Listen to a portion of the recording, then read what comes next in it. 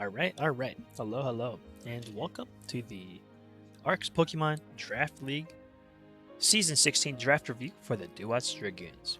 Um, it is I, Verberai, and I am on the team with Sinnoh Squad, which has Makati City Manaphy, Pincher and Posse, and Draven Lee. Now, getting started right away with just the ideas of the league so far is this going to be, as mentioned before, a squad strike league where basically there's 4 squads of 4, so for a total of 16 players, I believe. And the way that the rankings will be determined is based off of how each player on every team performs. So for week 1, they're going to be placing one of us is 1v1ing someone on their team, and then however that goes out is how your team's doing. And so the win-loss of all of your team matters rather than just the win-loss of the individual. So I think it's a really fun concept. And with the teams, already throughout the season, I've already had many great conversations with my squad, helping me not only cook up ideas for my Pokemon teams, but also helping them cook up their things. So it's a very fun way that fosters engagement with our squads in a way that you might not necessarily want to during an actual Pokemon draft league where you're all, opponents of each other. Because instead we are allies. But moving on to the actual draft, the real bread and butter of why everyone's here for this, and getting started right away, we have my first round draft pick. Now, thankfully, due to how super excellent I performed last season, season 15, with all my beautiful plays that I totally did during the economy season of season 15. I was the player with the most money at the end of the season, and as such, I got the very first pick of the entire draft, and that pick, of course, went to my legendary of choice across any Pokemon game for that matter, which is my boy Zekrom. I mean, he is just a menace. He has the classic ability of like every legendary ever, which is ignore the abilities of other Pokemon. As it does, right? I mean, that's just like the cop out answer for legendary Pokemon, as you know. But no, I do actually really like Zekrom. He's super cool. I mean, look at his stat line. That it's crazy. And with Electric Dragon as his typing, I mean that's hard to prepare against, right? Like that's just good coverage across the board. And so I'm really liking how he's looking so far already. I mean, obviously the goal is click Dragon Dance once, maybe twice if you're feeling frisky, and you just spam attack buttons, and you should theoretically win the game. But I had to pick him not because he's broken or anything, but because he's my GOAT. I love Zekrom. Like first Pokemon game was Pokemon White, so of course he was my covered legendary, and he's just so cool. I love his design, everything about him. So this was for the younger me at heart when I first started playing Pokemon. And then for a not so first pick of my heart, we have Deoxys, which is the speed variation, which I chose just because I really want to make sure I have speed control in any match I play. Being outsped by something is horrible. I hate it so much.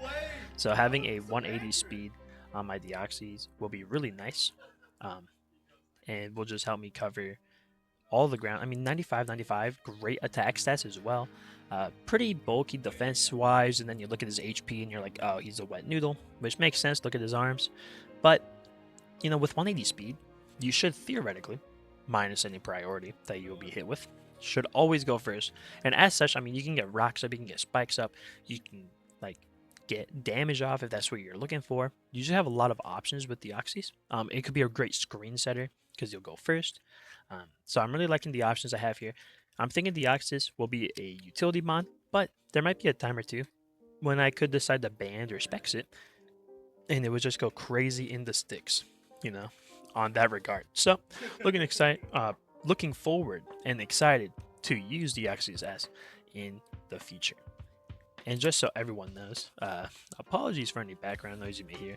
I am in a public space to do this currently, so there will be some background noise, so I apologize for that on my behalf. But moving on to the third round pick, one of my favorite Pokemon of all time. I mean, look at my Pokemon team name, the Dewott Dragoons, and tell me why I wouldn't pick up the GOAT. Samurai Hisuian variation. I mean, Samurai's just my GOAT, right? I picked him up, big Oshawott fan, right? And then when I saw Samurai Hisuian came out, super cool. Great ability sharpness, allows for a lot of devastating cutting attacks, which is great. Plus, with his combination of being a dark water type, great typing as well. And with Ceaseless Edge that places a layer of spikes anytime you attack. He's just such a great Pokemon, in my opinion. I know that there's some out there who dislike him, I mean, like, it's hard to have a Pokemon that can do it all, but when you do one thing pretty well and you look as cool as you do, like, why do you need to do much else? And he's my GOAT. I can get some good flip turns with him. He's a great AV user because you can set up hazards and also get rotations while still having AV be available to you. So some Assault Vest on him will probably be my go-to most of the time. But I mean, a band could go hard on him too, and anything really. So I'm super looking forward to using him. He has great moves, a great move pool for great coverage and everything. And also, he's my number one Pokemon of all time. So of course I had to pick him.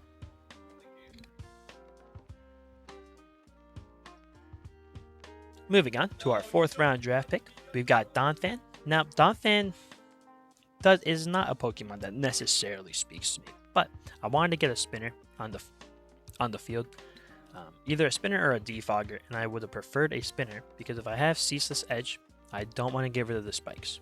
So, Donphan, great spinner, great physical attacker, with very good defense as well. A great defensive stat line as well. So just looking forward to using him. He's pretty slow, but that will make room for my next Pokemon. As looking at this, we already have a lot of physical attack, and I thought, you know what? I want to make sure I grab my GOAT Entei before.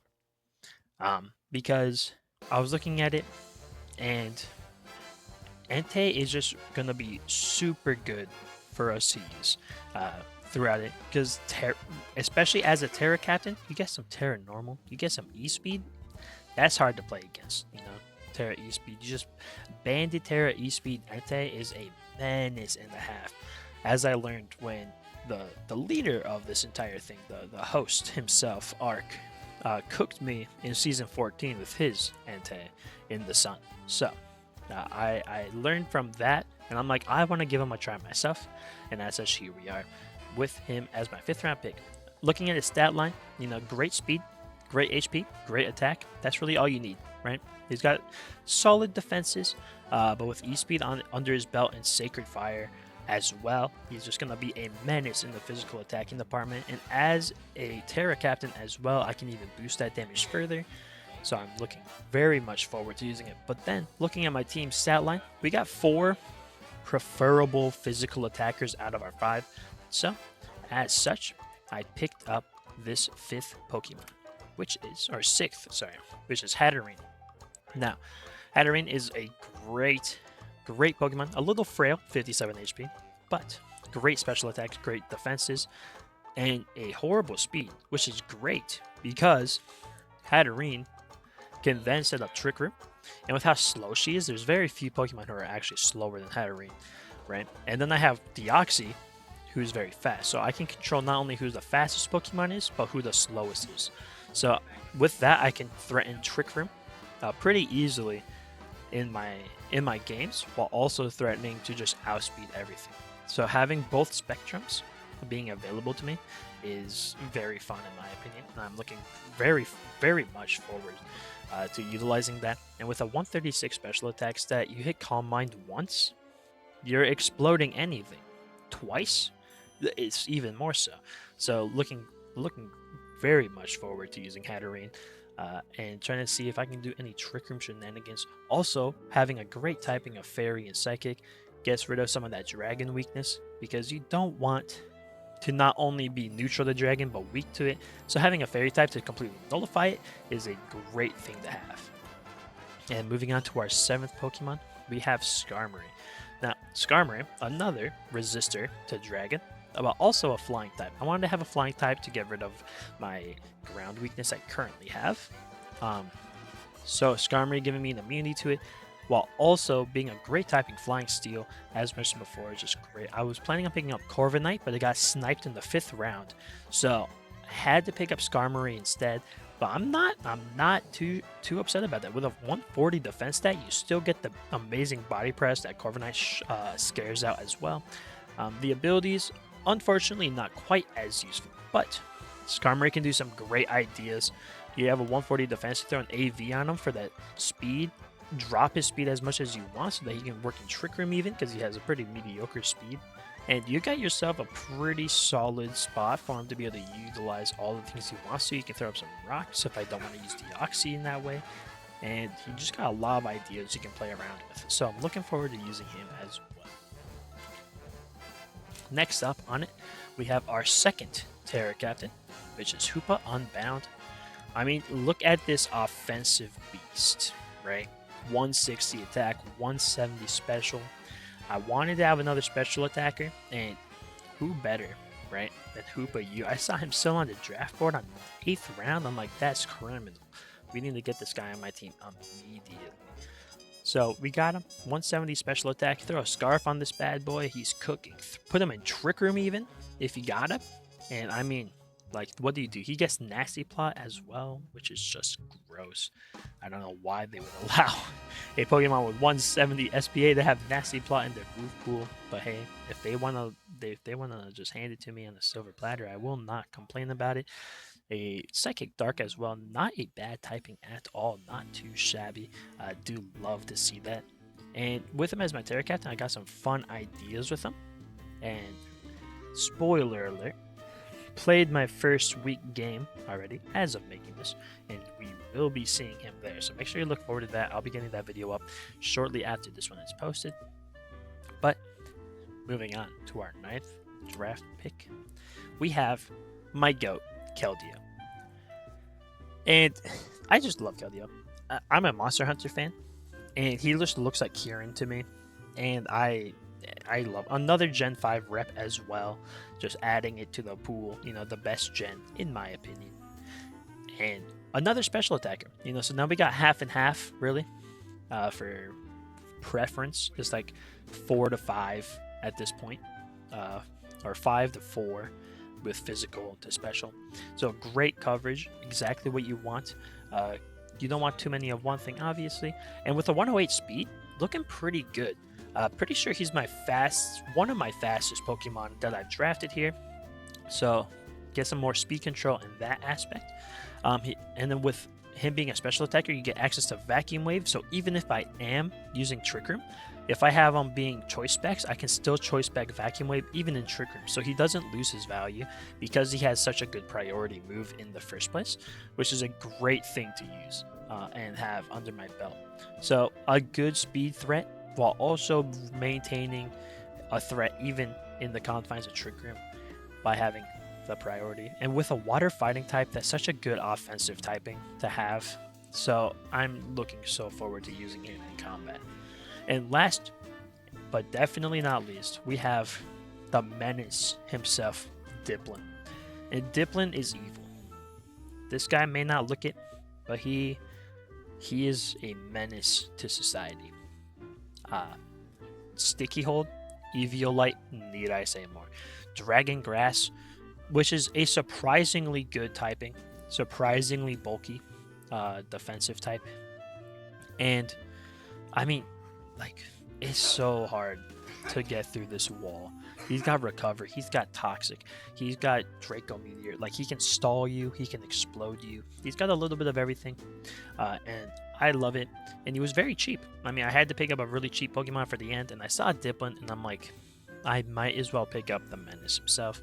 I've been walled out by Dipplin before, so I know how obnoxious he is if used correctly. So we're going to see if I can utilize him correctly in this draft league. So with that, that is our 10 Mons. We got Zekrom, we got Deoxys, we got Samurott, we got Great Tusk in the future. I forgot his name. We got Entei, we got Hatterene, we got Skarmory, we got Hoopa, we got Keldeo, and we got Dipplin to end. It's Donphan. It's Donphan. That's who it is. I'm sorry. I'm sorry, all Donphan enjoyers out there for forgetting your goat. But with those 10 mons, I'm actually looking really forward to this. I looked at the type coverage. We actually have some really good type coverage here. Not too threatened about really any one thing in particular, so I love to see that. And we've got great offensive strats across the board, and we have some good defensive ideas as well. So I think this is a really well-balanced team, and I think it will serve the Sinnoh Squad well in the season to come. So I'm looking forward to using all these guys, especially to my boys Zekrom, Samurai, Keldeo, my Gen 5 legends, Entei, a menace, Hatterene, also a menace if I slow it down. And speaking of slowing it down, you got Hoopa in that slowdown situation. Once again, being a menace. We got our spinner and our defogger, Skarmory, Donphan, my utility mons, Dipplin, Deoxys. I'm liking the team. I'm liking the comp. So we will see how it goes. But with that, thank you guys for tuning in. Make sure to leave a like, comment. In the describly-do will be everybody else's channels. So make sure to go down there. Check them all out. Check out the amazing other coaches. And yeah, we'll see you at our first game. See ya.